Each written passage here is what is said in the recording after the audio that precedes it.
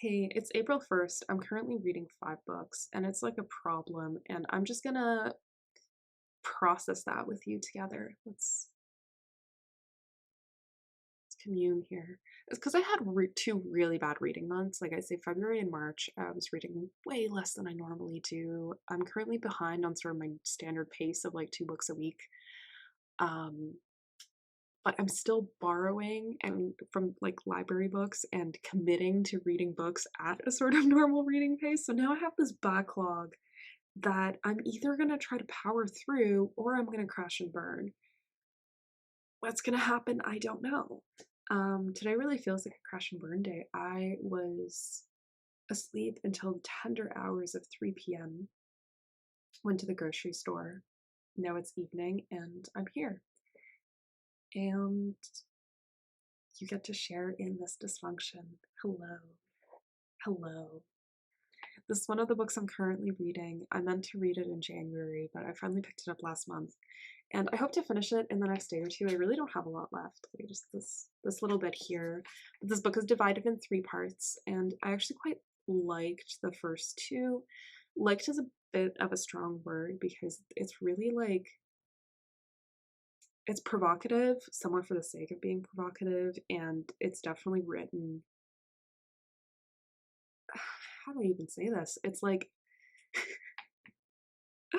it's one of those books that you really wonder what the author's thinking, but you can't look away, and I enjoy that um, because I like the challenge. I don't know. Anyway, I have been enjoying this. I do mean to finish reading it soon. I annotated a couple of things that it's not that they were like profound or beautiful, they were just memorable. There's just a couple of scenes in here that the way that they're described has just like stood out in my brain, but due to sort of like their horror, like they're beautiful but horrific, if that makes sense. Anything that's written in a literary way in this book is so like uncomfortably carnal. I think is that a sentiment that makes sense? Uncomfortably carnal. What I have left is the third section of this book, so I should probably introduce the book. This is The Vegetarian by Han Kang. And this book follows a woman who decides to stop eating animal products at all in Korea, and she throws out all animal products in her home. Her husband is very, very upset, gets her family involved, tries to get her to eat meat again. She has a total like mental breakdown in response to this. Um, and that whole bit is told from the point of view of her husband, so you get to see how much disdain he has for her even before she becomes a vegetarian slash vegan. He has so much disdain for his wife. It's actually like horrific to see. So you're rooting for her, even though it really does seem like she's kind of losing her mind. It's both she's trying to assert herself, that's relatively clear, but she's also seems almost possessed by the idea of vegetarianism. But again, because we're not getting it from her perspective, because we're getting it from her husband's perspective, strange stuff. It just sort of becomes very strange. And then like the middle part of the book is narrated by her brother-in-law who's in love with her and who is an artist who does these like really weird photo shoots, art stuff. He's got some weird ideas and he gets her to model for him. And what's very weird about those scenes is they're written in a very like artistic and quasi beautiful way, but also feel like, yeah, weirdly. It's not that they're violent, they're like uncomfortably carnal, I think is the best way to put it. Um, yeah, and then the third section is following her sister and her sister's perspective on everything that's happening with our lovely vegetarian. Um, yeah, this is really weird. I like weird. This is currently hovering at like a 3.5 star for me. It'll depend on how the sister's chapter goes. So we'll see what's what. Another one of my TBR, another one of my current reads right now is this collection of Murakami short stories. I picked this up when I was in Japan in November of 2019, and I still haven't read it. So I figured it was high time, especially because I've been missing Murakami's like whimsical writing. There's just something very calming about his narrative style, and I've read a lot of Murakami, but I haven't read all of Murakami, so I'm like, I need to do that. And then the title just drew me because I've been thinking a lot about my lovely dead cat Willow. And I mean, this book is called Blind Willow Sleeping Woman. Has her name in the title, therefore I must pick it up. Nothing simpler than that. This is really more of a TBR. Like, I've barely started the first story, and so far I think it's literally just about like an ear exam. Which, while I was reading it, I'm like, why is Murakami writing about an ear exam? But now I'm recalling all the weird like ear stuff in the Rat Quartet.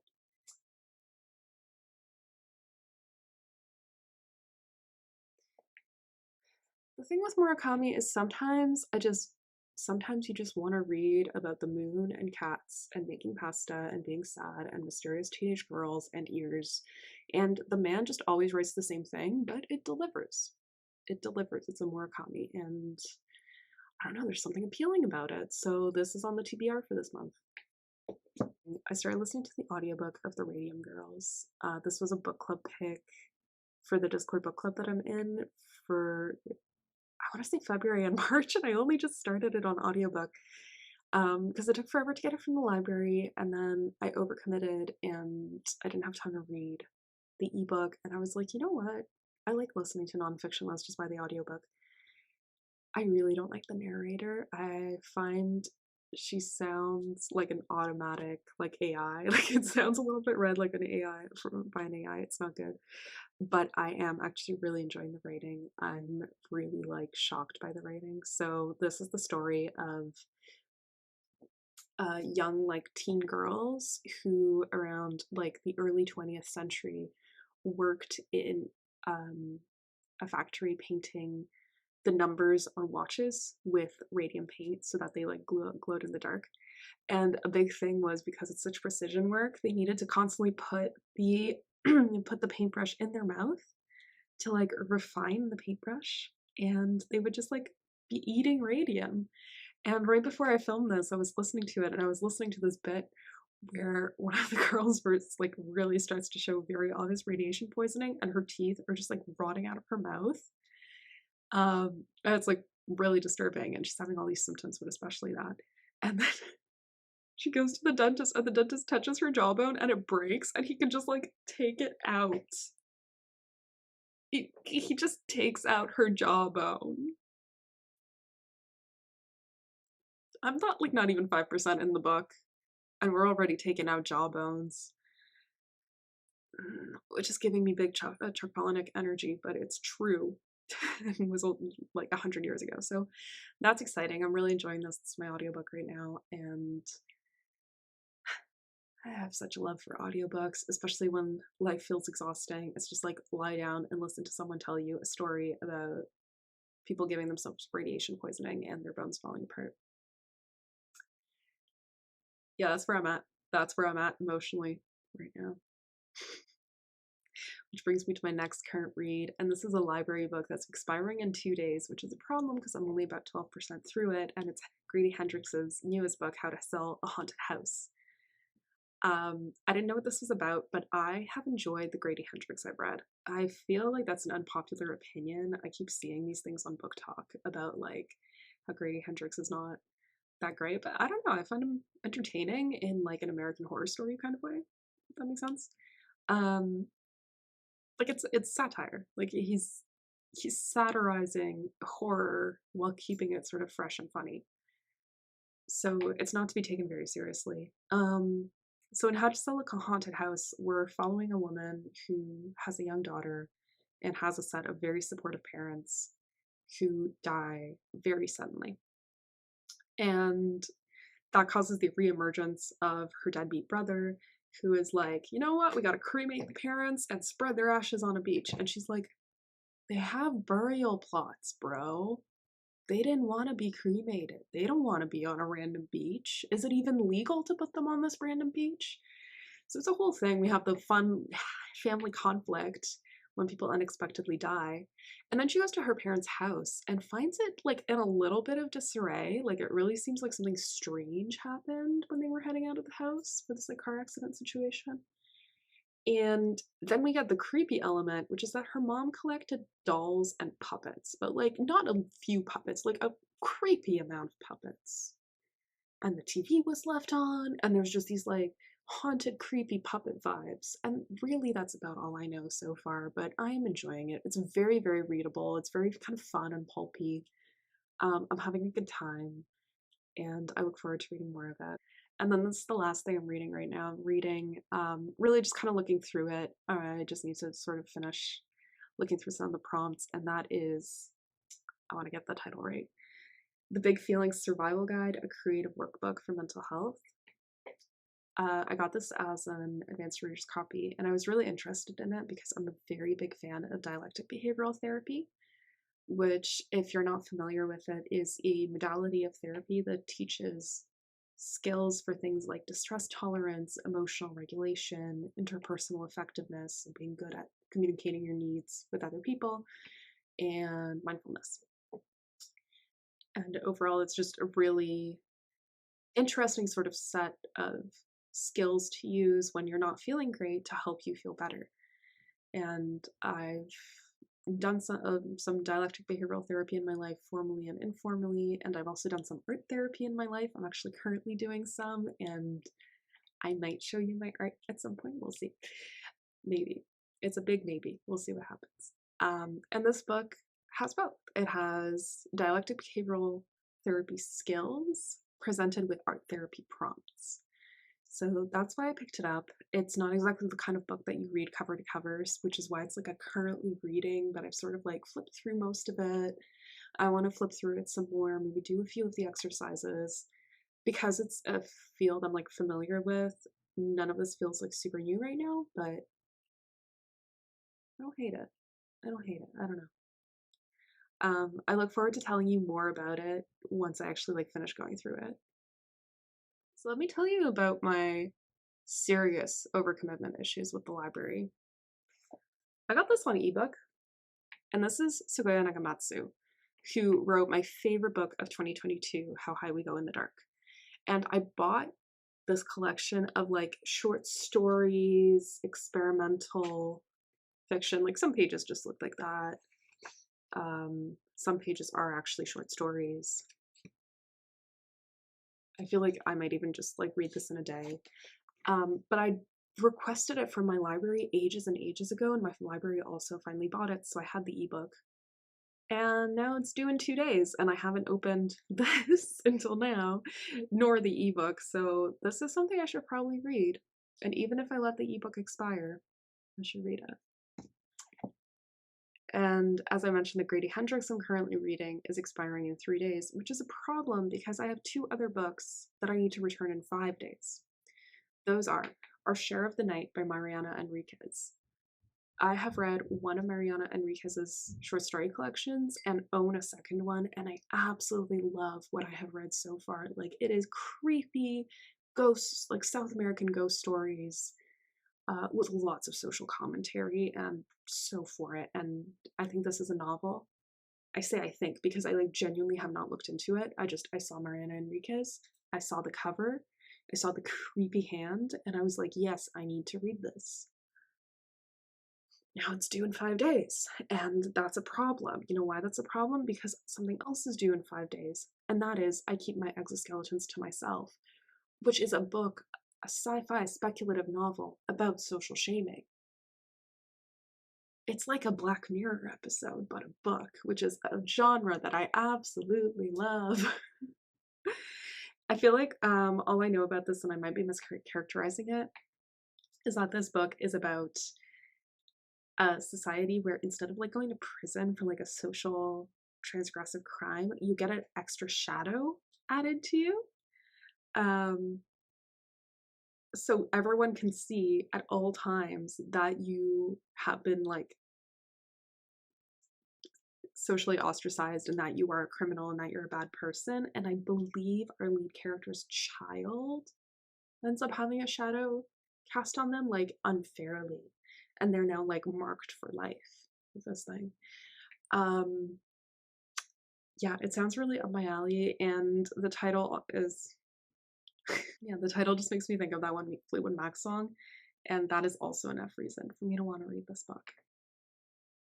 More commitment issues, but these are all books that are due in more than a week, so it's less of a problem.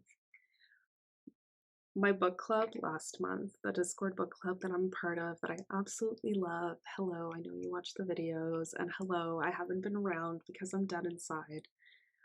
Last month, they read Of Psalm Through the Wild Built, which looks so good, and I actually really wanted to read it along with them, but my hold didn't come through until last week, basically, and now it's due in a little over a week.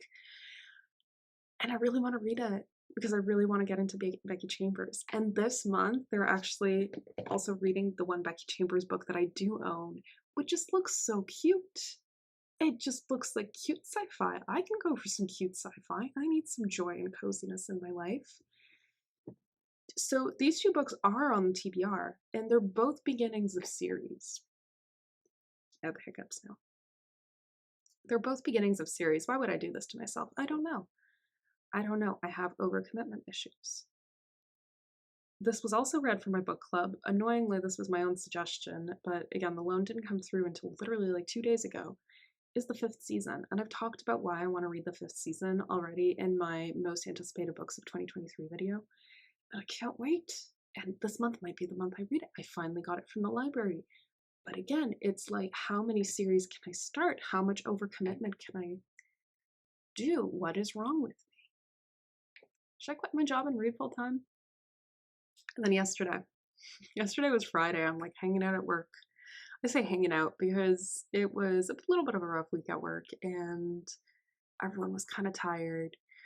And every time I checked my phone, I had a notification from my library saying, hey, your copy of Good Girl, Bad Blood is ready to be borrowed. It's the audiobook sequel to a thriller you liked. Do you want it? And I went, well, I only have one audiobook on right now. Yes, let's borrow.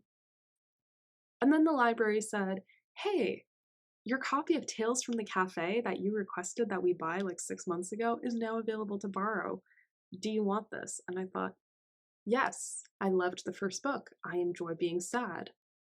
I enjoy cafes. Let's get it. So I pressed borrow. And then the library said, hey, this book, The Dog Stars, that you don't know anything about other than the fact that it's like soft post-apocalyptic fiction, which is your favorite genre, is now available because you asked us to buy it. Do you want to borrow it? And I said, yes. And now I have this problem. And now I have this problem.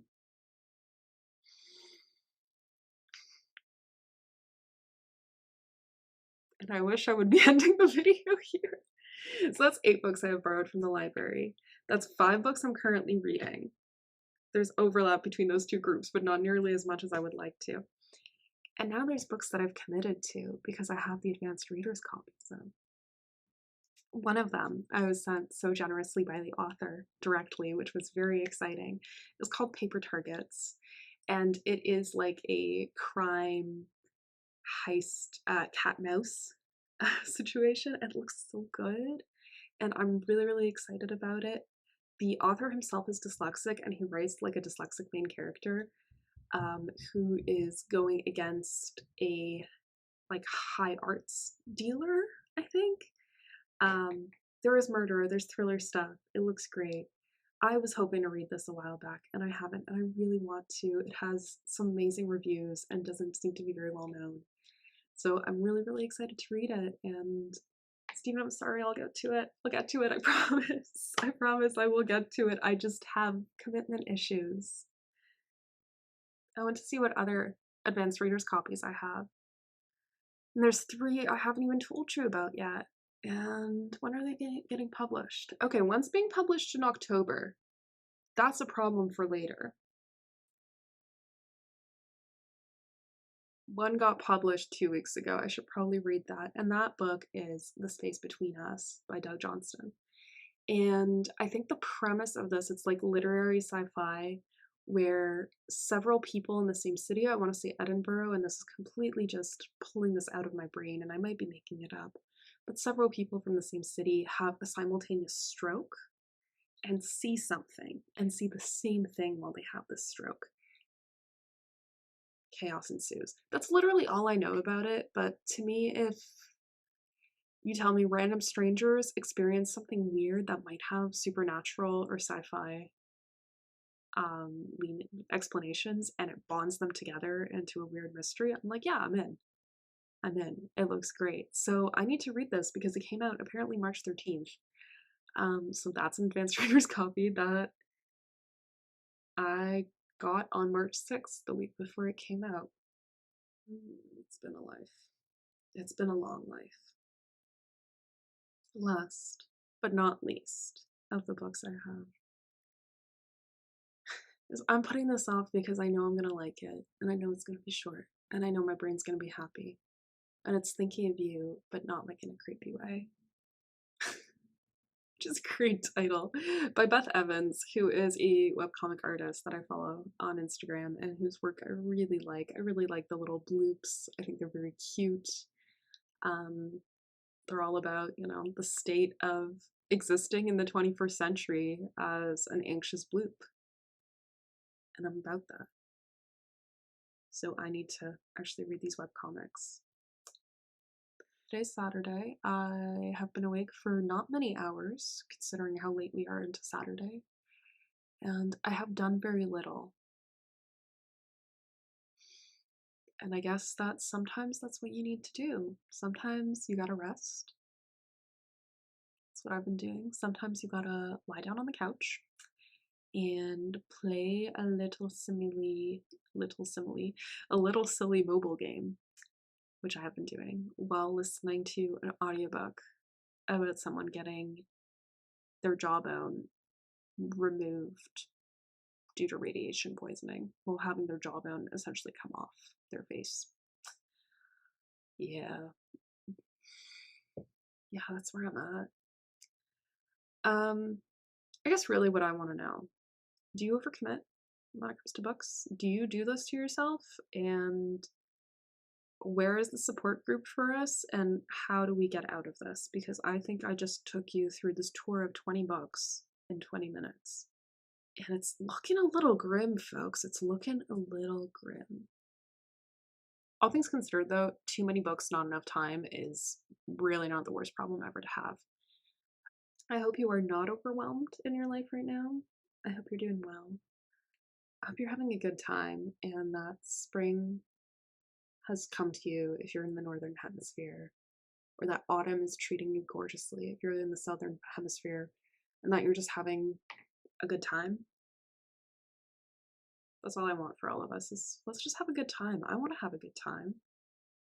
And I have some really great books to read, so I want to go back to reading my books and having a good time, so I'm going to go do that. It was nice to catch up with you.